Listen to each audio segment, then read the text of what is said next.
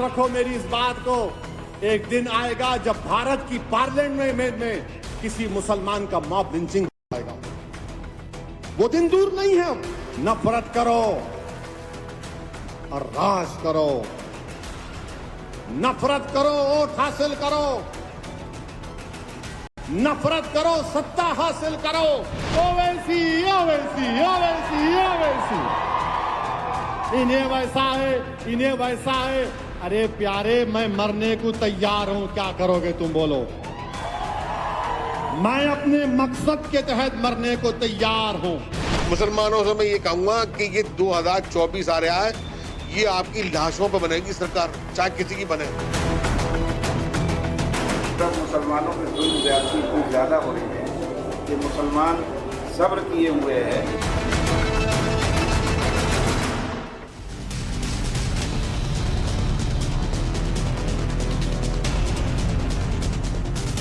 नमस्कार, times town और भारत पर देश के सबसे पसंदीदा डिबेट शो राष्ट्रवाद में आपका स्वागत है। आपके साथ मैं हूं राकेश पांडे। राष्ट्रवाद यानी देश से बढ़कर कुछ नहीं। क्या 2024 जीतने के लिए मुसलमानों को डराने और भड़काने का एजेंडा सेट हो गया है? क्या मॉब लिंचिंग और लाशों के नाम पर सियासत करने से मुस्लिम वोट मिल जाएंगे? सवाल यह भी है कि मरने मिटने वाली बात कर मुसलमानों में क्या नफरत फैलाएंगे? दरअसल 24 में मुस्लिम वोट के ध्रुवीकरण के लिए ओवैसी से लेकर अखिलेश यादव की पार्टी मैदान में उतर चुकी है। हैदराबाद में एक रैली के दौरान ओवैसी ने मुसलमानों को डराने और भड़काने वाली बात कही। ओवैसी ने प्रधानमंत्री मोदी पर हमला बोलते हुए कहा कि वो दिन दूर नहीं जब संसद में किसी मुसलमान की मॉब लिंचिंग होगी। ओवैसी वैसे तो रमेश बिधुड़ी और दानिश अली के बीच हुए विवाद और बिधुड़ी के गलत शब्दों पर पलटवार कर रहे थे, लेकिन इसी बहाने ओवैसी को चुनाव में हिंदू मुसलमान करने का पूरा मौका मिल गया। सुनिए। याद रखो मेरी इस बात को, एक दिन आएगा जब भारत की पार्लियामेंट में किसी मुसलमान का मॉब लिंचिंग हो जाएगा। वो दिन दूर नहीं है, वो दिन दूर नहीं है। क्योंकि हिटलर की जब हुकूमत थी तो हिटलर की हुकूमत में लिखा जाता था यहूदियों से बच के रहो, ये जर्मनी के लिए खतरा है। आज यहूदी लफ्ज को निकाल दो, मुसलमान लिख दो उस पर। हमारे देश के वजीर आजम, कहां गया आपका सबका साथ, सबका विकास, सबका विश्वास? अरे नरेंद्र मोदी जी, जो आपके एमपी ने मुसलमानों के बारे में जो बकवास बकी है, मेरी आपसे गुजारिश है कि उसका चैलेंज करके आप अरब ममालिक के अपने हुक्मरानों को भिजा दो, या हबीबी इस तरह का हम इससे सलूक करते देखो मुसलमानों से। ओवैसी जी को इतने वर्ष हमारे साथ सांसद रहते हुए हो गए, जब भी उन्होंने मांगा उनको बोलने का अधिकार मिला। ये भारतीय संसद में हर किसी को हक मिलता है, कोई इंडिपेंडेंट तो भी, कोई अगर अपने दल से अकेला चुनकर आए तो उसको भी। लेकिन ये कह देना कि किसी को हक नहीं मिलेगा, किसी को लिंच कर दिया जाएगा, राजनीति करना बंद करें। ओवैसी संसद के भीतर मुसलमान सांसद के साथ मॉब लिंचिंग होने की बात का डर फैला रहे हैं, तो समाजवादी पार्टी के विधायक अताउर रहमान मुसलमानों के साथ जुल्म और जाती होने की बात कर रहे हैं। सुनिए। मदरसे खाली करा दिए गए, मस्जिद के इमामों को बुलाकर धमकाया गया। समाजवादी पार्टी के जो भी वोटर कहलाए जाते हैं, वो वोटर उन सबको डराया धमकाया गया। मुसलमानों की जुल्म ज्यादती इतनी ज्यादा हो रही है कि मुसलमान सब्र किए हुए हैं। आपने सुना आखिरी लाइन, मुसलमान सब्र किए हुए हैं। आखिरकार ऐसी भाषा क्यों? मुसलमान वोट को समेटने की ऐसी मारामारी हो रही है कि समाजवादी पार्टी के पूर्व विधायक हाजी जमीरुल्लाह ने तो यह तक कह दिया कि 2024 में जो भी सरकार बनेगी मुसलमानों के लाशों पर बनेगी। जमीरुल्लाह आरोप लगा रहे हैं कि मुसलमान टारगेट पर हैं। सुनिए। मुसलमानों से मैं ये कहूंगा कि ये 2024 आ रहा है, ये आपकी लाशों पर बनेगी सरकार, चाहे किसी की बने, चाहे इधर की बने चाहे उधर की बने। टारगेट आप ही होंगे। आप लोगों को सबको बहुत संयम के साथ, किसी पे कोई रिएक्शन न करें, बहुत संयम के साथ घर बैठे और अपना वोट डाल दें चुपचाप से। वरना अभी तो कुछ नहीं है, अभी तो आपको बहुत कुछ देखना बाकी है। अभी तो आपको बहुत कुछ देखना पड़ेगा। 24 आते आते देखना क्या होगा, आप लोगों को जीना हराम हो जाएगा। सोचिए, संयम की बात कर रहे हैं, लाशों का डर दिखा रहे हैं और भाषा आपने सुनी होगी कि आर्या है, ऐसी भाषा एक नेता की होती है क्या? सवाल है कि सचमुच देश का मुसलमान मुश्किल में है या फिर ऐसा नैरेटिव सेट किया जा रहा है जिससे 2024 का एजेंडा सेट हो सके और मुसलमान वोटों का ध्रुवीकरण किया जा सके। कांग्रेस पार्टी के नेता सलमान खुर्शीद भी ऐसा ही बयान दे रहे हैं और कह रहे हैं कि देश में नफरत का माहौल है। चलिए वो सवाल आपके सामने रखता हूं जिनके इर्द गिर्द आज की चर्चा आगे बढ़ेगी। सवाल यह कि मॉब लिंचिंग, लाशों का डर दिखाने से क्या मुस्लिम वोट मिल जाएगा? सवाल यह भी कि 2024 की चुनावी बिसात मरने मिटने वाली बात क्यों? मुस्लिम वोट बैंक के लिए ओवैसी अखिलेश ने एजेंडा सेट कर लिया है क्या? अब आपका परिचय आज के मेहमानों से करवाता हूं। अपराजिता सारंगी जी, भारतीय जनता पार्टी की सांसद और प्रवक्ता। अवधेश जी, वरिष्ठ पत्रकार हमारे साथ स्टूडियो में मौजूद हैं। कपिल श्रीवास्तव जी, समाजवादी पार्टी के नेता और प्रवक्ता। मोहम्मद फरहान, एमआईएम पार्टी के नेता और प्रवक्ता। आप सभी का बहुत बहुत स्वागत है। और मोहम्मद फरहान, मैं आपसे शुरू करता हूं। क्या देश की संसद गली नुक्कड़ चौराहा समझ रखा है क्या कि मॉब लिंचिंग वहां पर हो जाएगी? ये बात तो सही कह रहे हैं आप।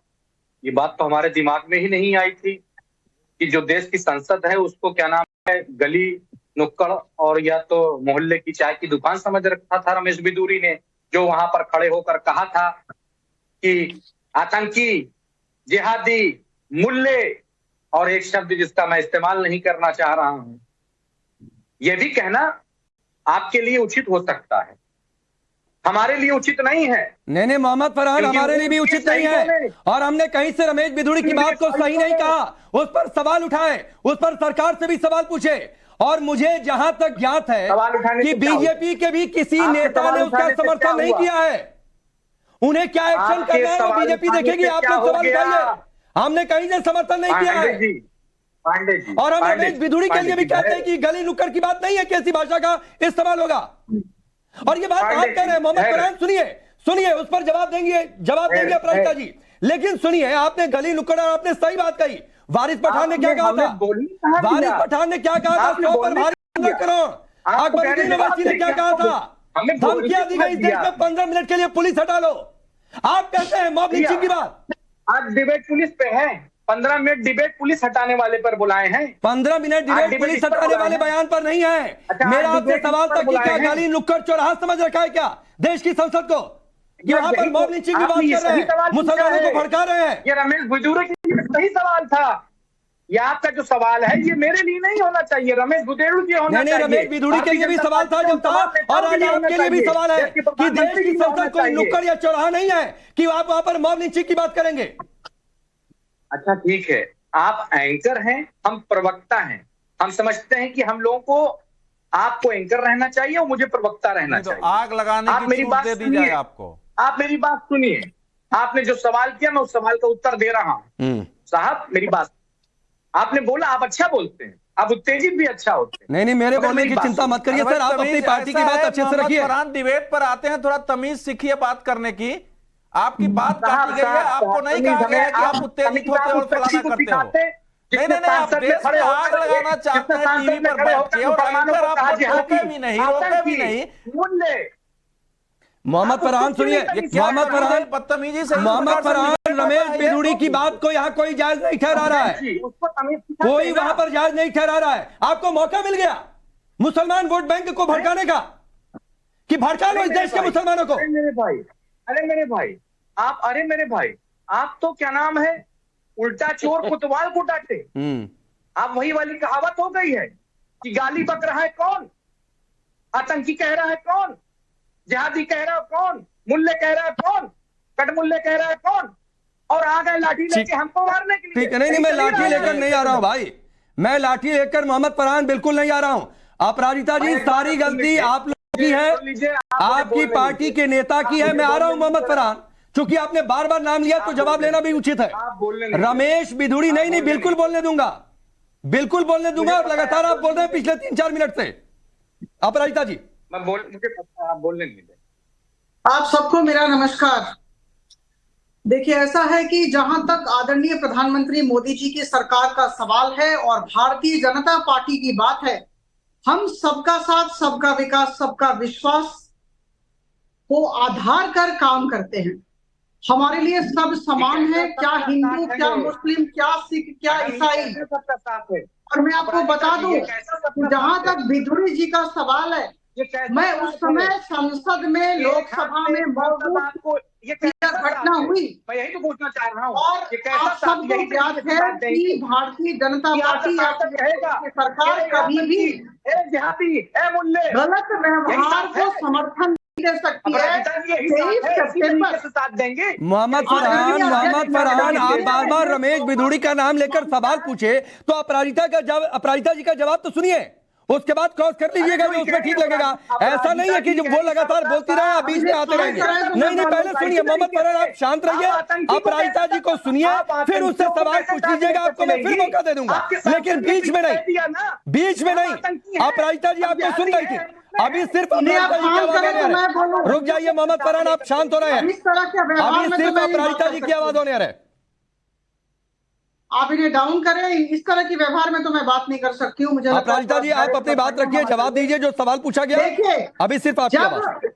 जब विधुड़ी जी ने कहा, उस समय मैं लोकसभा में मौजूद थी, उनके बगल में बैठी थी, और मैं कह दूं कि भारतीय जनता पार्टी हो या प्रधानमंत्री मोदी जी की सरकार हो, कोई भी सांसद अगर लीक से हटकर बातचीत करे, अगर खराब व्यवहार करे, तो हम बर्दाश्त नहीं करते। और इसी वजह से 23 सितंबर को आदरणीय अध्यक्ष नड्डा जी ने विधुड़ी जी से शो कॉज मांगा है, और उसके बाद विधुड़ी जी नड्डा जी के पास गए हैं और अपनी बात रख रहे हैं।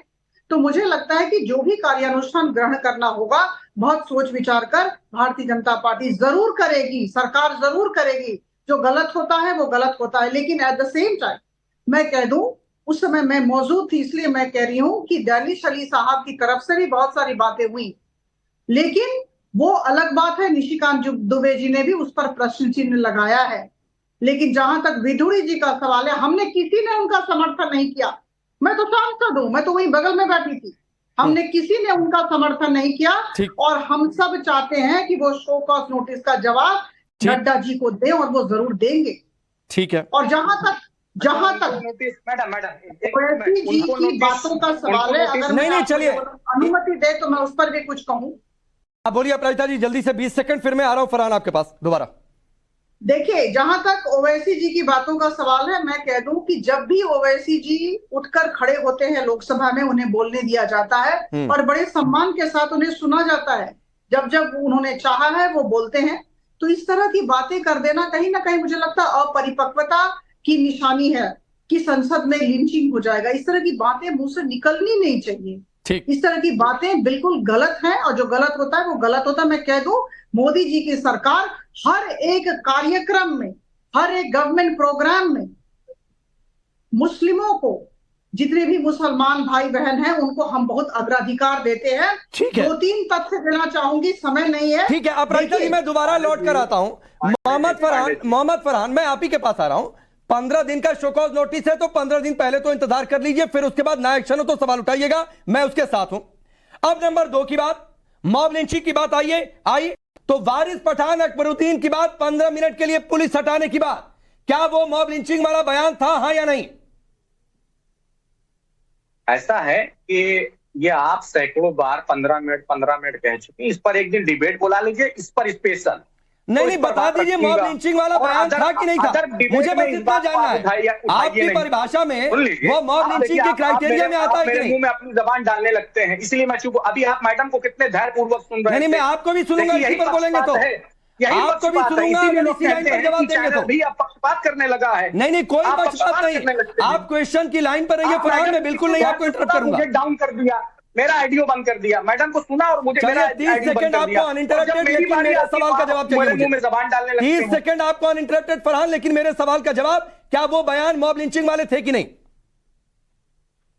देखिए ऐसा है, रमेश बिधूरी को नोटिस तो दिया गया उनको, ठीक है।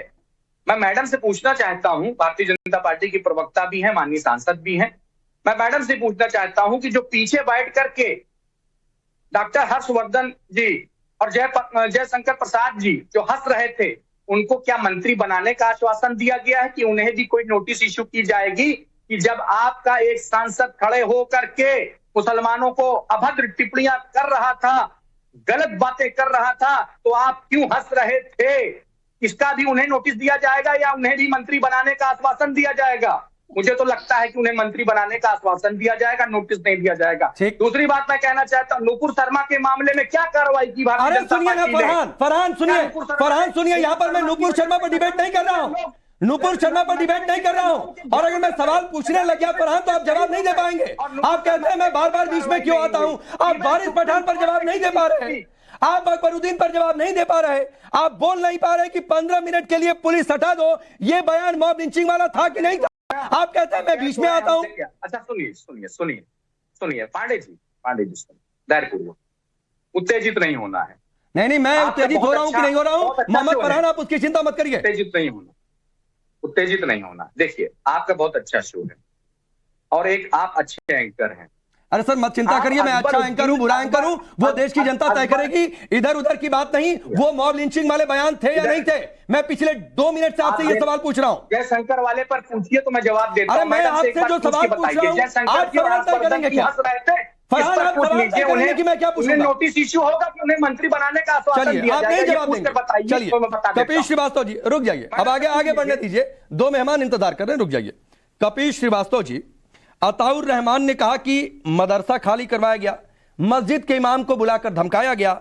अब मुझे बताइए कि कौन सा मदरसा खाली हुआ और किस मस्जिद के इमाम को बुलाकर धमकाया गया है और किसने धमकाया है?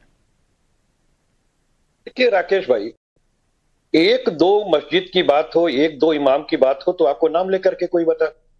अभी तो घोसी के अंदर ये किया गया, रामपुर के अंदर किया गया, कानपुर के अंदर किया गया, उन्नाव के अंदर किया गया। किस तरह की बातें कर रहे हैं?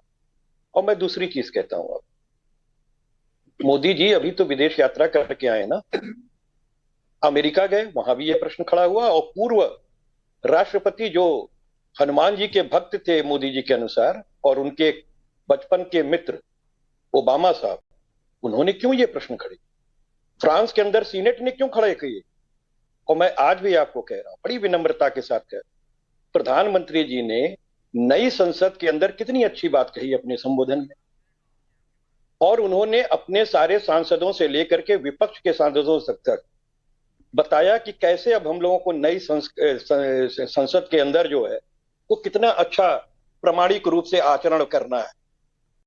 और उनके पालीते में आग लगा दी पिथौरी साहब ने, तुरंत का तुरंत लगा दी। हम ये पूछ रहे हैं कि प्रधानमंत्री जी ने उनको कॉल किया? अरे कपिल श्रीवास्तव जी 1-1.5 मिनट सर, मैंने आपको भी इंटरप्ट नहीं किया। मैं शुरू में बोलता तो आप कहते कि मैं बोलने नहीं दे रहा हूं। रमेश बिधूड़ी ने क्या किया नहीं किया उस पर अभी चर्चा हो रही थी। आपकी पार्टी के नेता ने जो कहा उस पर सवाल पूछा, उसका जवाब दीजिए ना। आप रामपुर घोसी की बात कर रहे? नहीं आपने कहा एक हो तो बताएं मुझे, एक मस्जिद का नाम, एक मदरसे का नाम बताइए, मैं वहां पर पता करवाऊंगा, रिपोर्टर को भेजूंगा, उस इमाम से बातचीत करूंगा। इमाम का नाम बताइए, किसको बुलाकर धमकाया गया, कि किसने बुलाया, किसने धमकाया, मुझे एक बताइए। राकेश भाई चीखिए मत। नहीं चीख नहीं रहा हूं सर, मुझे एक बताइए। नहीं सुन लीजिए, अरे ठीक है, कहां आप उन लोगों पे जा रहे हैं, ऐसे एंकरों के पास जो किसी की सुनते नहीं। आप तो अच्छे इंसान हैं, वो भी कपिश भाई सर प्लीज, नहीं सर प्लीज सीख मत दीजिए सर, सीख देने के लिए नहीं बुलाया, सीख देने नहीं बुलाया। मैं बहुत धैर्य से बात सुनता हूं और मैं किसी को सर एक सेकंड मैं किसी को तब तक इंटरप्ट नहीं करता हूं जब तक वो मेरे सवाल के लाइन से हटता नहीं है। आपने पाड़े जी प्रश्न कर लिया, अब उत्तर तो ले लीजिए। हाँ बताइए, बोलिए। मैं आपको एक बात कह रहा हूं, इस देश के एक सांसद को संसद के अंदर जिस तरीके से लिंचिंग की गई, और उन्होंने स्वयं के लिए कहा, और क्या कहा नहीं पिथौरी साहब ने कि संसद से बाहर निकलो, हम तुम्हें देख लेंगे। कपिश भाई बहुत विनम्रता के साथ सुनिए ना सर, सुनिए ना सर, सुनिए बहुत विनम्रता के साथ सर। रमेश बिधूड़ी पर मैंने आपसे सवाल नहीं पूछा था, तो मुझे आपसे उस पर जवाब नहीं चाहिए। उस पर अपराजिता जी और फरहान से बात हो गई है, तो उस पर आप मत बोलिए सर। मुझे एक मस्जिद, एक मदरसे के मदरसा का नाम बताइए। बैठाया गया है, आपके गेस्ट कोऑर्डिनेटर ने मुझे पिथौरी के ही बयान पे बैठाया है। अरे तो ठीक है ना सर, उस पर बोल लिया ना आपने। मैं उसी पे सुसंगत कपिल जी आपने बोल लिया ना उस पर। मैं पेशे से अधिवक्ता हूं और मेरी क्रिकेट करता हूं। नहीं बिल्कुल ठीक बात है। चलिए रमेश बिधूड़ी पर आपने बोल लिया। मैं कभी असंगत तथ्यों से बात नहीं करता, ठीक विद एविडेंसेस सुसंगत तथ्यों को पेश कर रहा हूं। नहीं लेकिन मुझे तो गेस्ट कोऑर्डिनेटर ने कहा था, सुनिए कपिल जी, मुझे तो गेस्ट कोऑर्डिनेटर ने कहा था, भाई हमारे भी परिचित है, दोस्त है, और लगातार तो यही लोग बोल रहे हैं। मुझे तो गेस्ट कोऑर्डिनेटर ने कहा था कि ओवैसी ने जो बोला है उस पर डिबेट करनी है। आपको कैसे बता दिया होगा? हमको क्यों बैठाते हैं? मैंने अपने जो है सोशल मीडिया पर वही डाला है। अच्छा चलिए ठीक है। अरे एक मिनट कपीश जी, मैं सर आपको और समय देता हूं। मुझे आपने रमेश हाँ। मैं जो बात कह रहा हूं उसको पहले आ जाने दीजिए। अच्छा बोलिए। जब उससे सुसंगत तथ्य ना निकले तो आप जरूर कह दीजिएगा। ठीक है, बोलिए। मैं ये बात कह रहा हूं कि अगर कोई विधायक, अगर कोई सांसद के साथ इस तरीके का संसद के अंदर किया जा रहा है तो आप सोच सकते हैं कि एक आम आदमी के साथ क्या व्यवहार हो रहा हो। ठीक।